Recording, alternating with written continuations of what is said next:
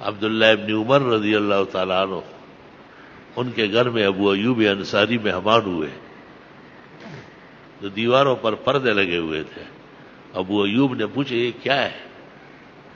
کہا یہ قرب قیامت میں گھروں پہ دیواروں میں پردے لگے ہوں گے۔ کہا تجھے حدیث معلوم ہے اور گھر میں پردے لگوائے؟ تو یہ عورت غالب آ گئی، یہ نہیں مانتی۔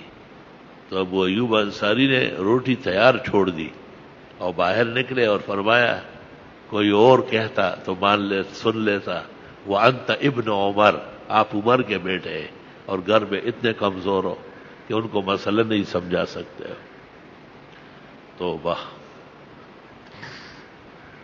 رسول اللہ صلی اللہ علیہ وسلم خود ایک دفعہ گھر آئے تو ایک پردہ بنا ہوا تھا اور اس پر چھوٹی چھوٹی تتلیاں تھی، چھوٹی چھوٹی تتلیاں تھی۔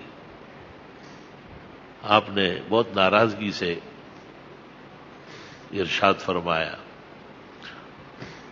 عائشہ بی بی نے اس کو پھاڑا اور اس کو الٹ دیا اور اس کے تکیے اور بسترے بنائے۔ تصویر جب نظر نہ آئے تو احکام ختم ہو جاتے ہیں۔ تصویر یوں ہے، آپ نے پلٹ دیا، نظر نہیں آیا، ختم ہو گیا۔ اور آپ بار بار فرماتے تھے کہ ان چیزوں کا کیا کام ہے پیغمبر کے گھر میں۔ گھروں کا مسئلہ بھی بڑا ٹیڑھا ہے۔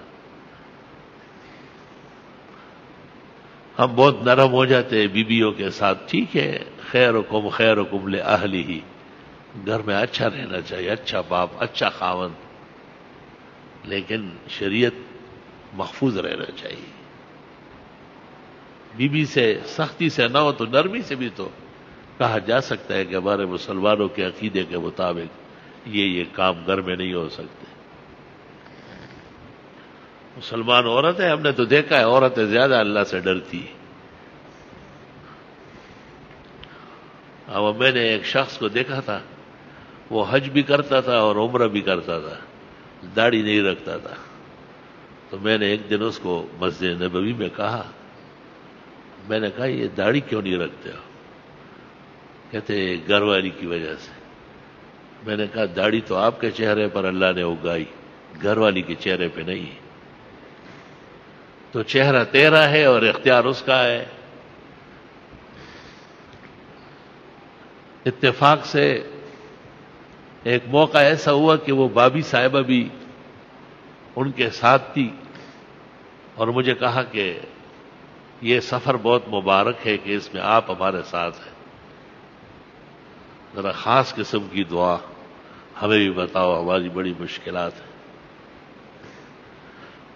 میں نے کہا خاص دعا اور عام دعا یہاں ہر ایک مؤثر ہے، لیکن یہ جو بھائی صاحب داڑھی نہیں رکھتے اور آپ کا نام لیتا ہے، اس کی طرف سے آپ قیامت کے دن جواب دے دے گی طاقت ہے آپ میں؟